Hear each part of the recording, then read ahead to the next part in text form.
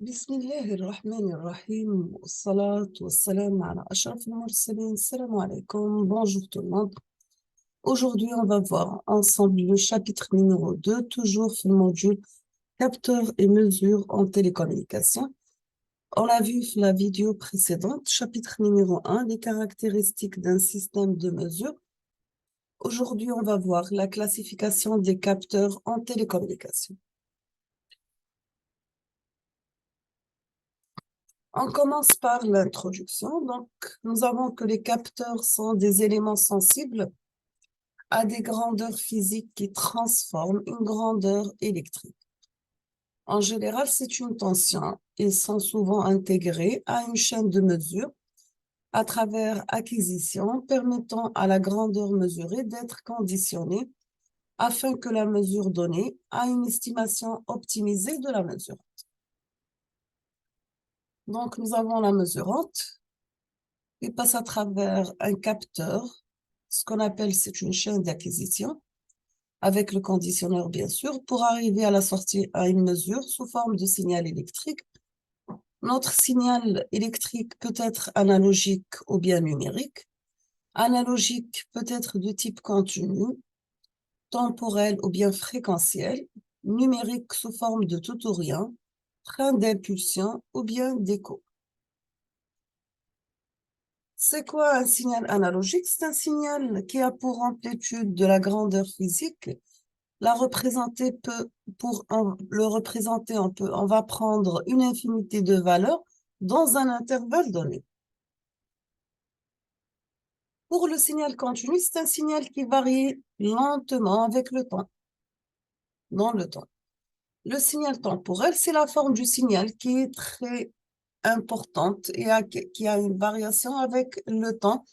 Par contre, signal fréquentiel, nous avons que le spectre de fréquence qui transporte l'information désirée. Maintenant, pour deuxième type qui est le signal numérique, si nous avons l'amplitude de la grandeur physique pour la représenter, elle va prendre un nombre fini de valeurs. C'est tout à fait le contraire du signal continu. Les différents types de signal numérique, nous avons tout ou rien, donc ils nous informent sur un état bivalent d'un système, c'est-à-dire ils peuvent prendre la valeur 0 ou bien 1. Pour train d'impulsion, nous avons que chaque impulsion, c'est l'image d'un changement d'état. Maintenant, pour l'échantillonnage, c'est l'image numérique d'un signal analogique. Voici la structure d'un capteur. Donc, nous avons une mesure qui est une grandeur physique primaire ou bien une information physique primaire qui passe à travers un corps d'épreuve pour arriver à une mesurande secondaire. On fait la passer à travers un capteur intermédiaire accompagné bien sûr avec une alimentation. Après, on passe un conditionneur pour arriver à la fin à un signal utilisable. Concernant le corps d'épreuve, donc c'est tout corps intermédiaire entre le capteur et la grandeur à mesurer, ou bien ce qu'on appelle la mesure. Son rôle, c'est bien de transformer une grandeur primaire à mesurer à une grandeur secondaire. Maintenant, pour le transducteur, il va transformer la réaction d'un corps d'épreuve en un signal électrique. Il peut générer l'un des types de signaux, par exemple courant, charge ou impédance. Pardon. L'impédance qui peut être résistance ou bien un composant passif. Pour le conditionneur, nous avons que le choix de circuit de conditionnement, c'est une étape importante dans le cadre de la chaîne de mesure, car elle est associée au capteur et elle détermine la nature finale de notre signal électrique et il va influencer encore sur les performances de la mesure. Si nous avons un signal qui est de l'ordre de millivolts ou bien microampères, on parle dans ce cas de bas niveau, donc il est influencé par le bruit qui est présent bien sûr dans notre environnement. Dans ce cas, l'amplification du signal électrique au niveau de l'ordre de volts ou bien millivolts. S'il s'agit des variations d'impédance, résistance, bobine et condensateur, ils sont alimentés et alimenter les éléments de transduction avec une alimentation électrique. Dans ce cas, le conditionneur va nous fournir l'alimentation électrique. Il va amplifier le signal électrique en provenance de ce dernier. Maintenant, on passe aux classifications des capteurs. On peut classer les capteurs en plusieurs manières. Donc, vous avez soit par des grandeurs physiques à mesurer, qu'il traduit, par exemple, des capteurs de position, des capteurs de température, etc., par le signal qui fournit la sortie, donc peut être sous forme numérique ou bien analogique, par leur principe de fonctionnement qui est actif ou passif. On va commencer par les capteurs actifs ou bien ce qu'on appelle direct. Dans cette famille, la sortie de capteurs équivalente à un générateur, c'est un dipôle actif qui peut produire courant, tension ou charge. Vous avez un capteur actif et généralement fondé dans son principe sur un effet physique qui assure la conversion en signal électrique et vous avez que l'énergie propre de mesure. Quels sont les différents effets physiques mis en jeu? Nous avons pour la mesurante l'effet utilisé, la sortie. Si vous avez comme mesurant d'une température, l'effet utilisé, c'est bien thermoélectricité. La sortie, c'est une tension. Si vous avez un flux de rayonnement, l'effet utilisé, c'est piezoélectrique. La sortie, c'est pyroélectrique. La sortie, c'est une tension. Si vous avez une force électromotrice, dans ce cas, l'effet utilisé, c'est piezoélectricité. La sortie, c'est tension.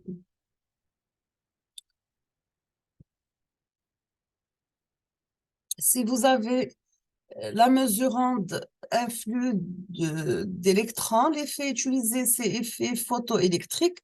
La sortie, c'est une charge électrique. Si vous avez un champ magnétique, l'effet utilisé, c'est bien l'effet Dole et la sortie, c'est tension. Pour le thermoélectricité, c'est le principe de thermocouple. Le thermocouple, c'est un circuit constitué de deux conducteurs de nature chimique dont les jonctions sont mises à des températures T1 et T1 et il faut que ce circuit a une valeur U proportionnelle, sachant que U multiplié par delta T, T c'est la variation entre les deux températures T1 et T2. Pour le pyroélectricité, donc nous avons que certains cristaux présentent une polarisation électrique proportionnelle à la température, bien sûr. On va absorber un flux de rayonnement lumineux et vous avez que le cristal pyroélectrique et la polarisation va se modifier par des données à travers une variation de tension. Maintenant, pour piezoélectricité, l'application d'une force sur ce type de matériau va engendrer l'apparition de charges électriques créées par la déformation de matériaux et vous avez que le cristal se déforme lorsque on va lui appliquer une tension. On appelle ça un effet inverse de la piézoélectrique. Effet photoélectrique, donc sous l'influence d'un rayonnement électromagnétique dont la longueur d'onde inférieure à une valeur caractéristique d'un matériau, ce dernier va libérer des charges électriques et celui-ci en fonction de rayonnement. L'induction électromagnétique, c'est la loi de Faraday. L'effet Hall, si nous avons un conducteur parcouru par un courant électrique et placé d'une induction magnétique à la direction de courant, on constate que l'apparition d'une différence de potentiel dans la direction perpendiculaire au courant et à l'induction qui a pour expression VH qui est égal à K indice H multiplié par I par B par sinus θ. Nous avons toujours un capteur à effet Hall peut servir à mesurer la distance entre un aimant et le détecteur. Plus l'aimant est près plus l'intensité de champ magnétique, elle va augmenter. On passe maintenant au deuxième type de capteurs qui sont les capteurs passifs. Bien sûr, dans cette famille, le capteur, elle va comporter en sortie comme un dipôle passif qui peut être une résistance bobine ou bien condensateur Il s'agit donc d'impédance. Dans l'un des paramètres, vous avez ρ, mu et sigma. Elle est sensible à la variation de grandeur de mesure, ce qu'on appelle le mesurant. Et cette variation, elle résulte, elle va faire un dimensionnement ou bien du capteur. Nous avons aussi la variation des propriétés électriques qui constituent le capteur. Maintenant, pour le changement de la résistivité, R, ρ, donc concernant des propriétés électriques, si nous avons que la température, c'est une grandeur d'influence importante dans la résistivité, ρ de matériaux métalliques ou bien semi-conducteurs. On peut utiliser cette propriété pour la mesure de température. Si nous avons variation géométrique, variation de résistance, dans ce cas, si nous avons un fil cylindrique conducteur, R est égal à ρ par L sur grand A, la géométrie est modifiée, donc vous avez L à la valeur de L, la longueur, et A, elle change en fonction de la variation de la résistance. Donc R, c'est la résistance utilisée pour la mesure de la déformation des poutres soumises à des pressions. Maintenant, pour le changement de la capacité, C est égal à Q divisé par V. Elle dépend de la géométrie des plaques et du milieu séparant les deux armatures électriques qui est traversé par le champ électrique. Donc, nous avons un exercice. Vous avez C est égal epsilon 0 par epsilon R par D sur A. Epsilon 0 a pour valeur 8,854 par 10 puissance moins 12 Faraday par mètre. L'erreur relative R est égale à 1,30264. Dans ce cas, la capacité d'un condensateur cylindrique est définie par C est égal depuis epsilon 0 epsilon R par petit l divisé par logarithme nébérien de D sur grand D.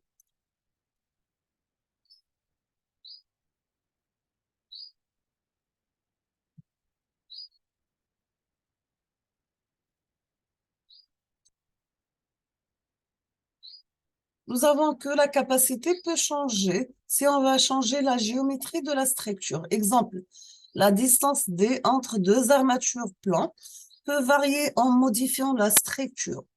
Ce principe peut être utilisé dans un capteur de précision. Et vous avez que la déformation de l'armature change la capacité. Maintenant, si on va passer à la variation de l'inductance, vous avez que l'inductance grand L, c'est une mesure entre le rapport du flux et phi et le champ magnétique généré par un fil conducteur traversé par une intensité I. Dans ce cas, vous aurez L est égal à phi divisé par I. E égale moins d phi par rapport à I, c'est la loi de Faraday. Et vous avez E de t est égal à moins L, la dérivée de I sur dt. Donc, pour une bobine de n sphères enroulée dans un noyau magnétique, vous avez la formule suivante. Donc, vous avez grand L est égal à mu par mu R par n au carré par la section divisé par L, sachant que mesurer c'est 4 pi par 10 puissance moins 7. Nous avons aussi que l'inductance, elle, peut être changée en changeant la réluctance du circuit magnétique ou bien on va changer le nombre de tours de la bobine. L'inductance se calcule à partir de la reluance comme suit. Donc, vous avez grand L est égal à n au carré sur R.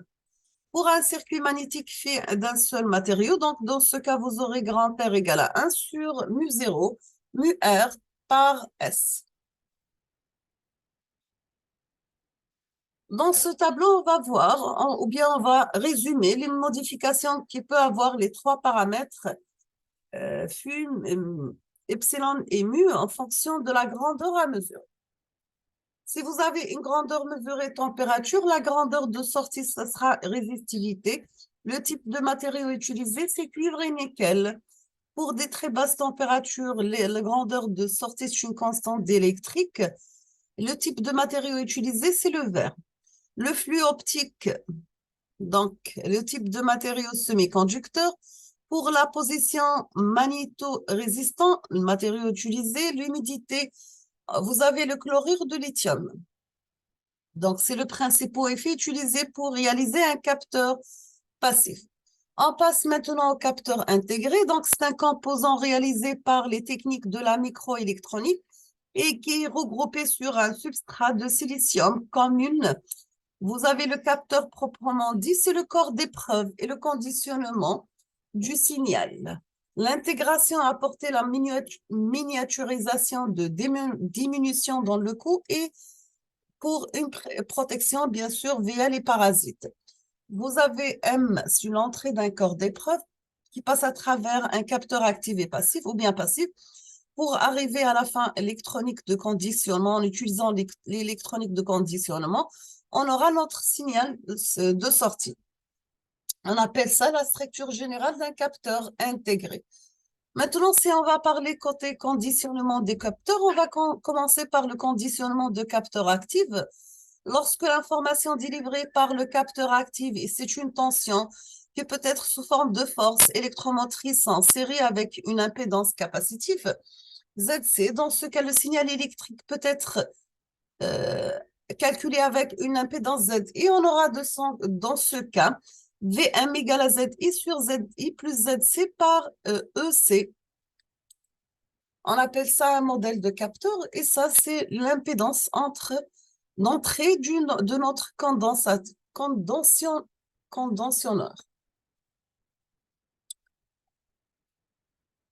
Nous sommes arrivés à la fin de ce deuxième chapitre pour la classification des capteurs. Je vous remercie infiniment pour votre attention. Comme toujours, n'hésitez pas si vous avez des questions et à la prochaine vidéo, Inch'Allah.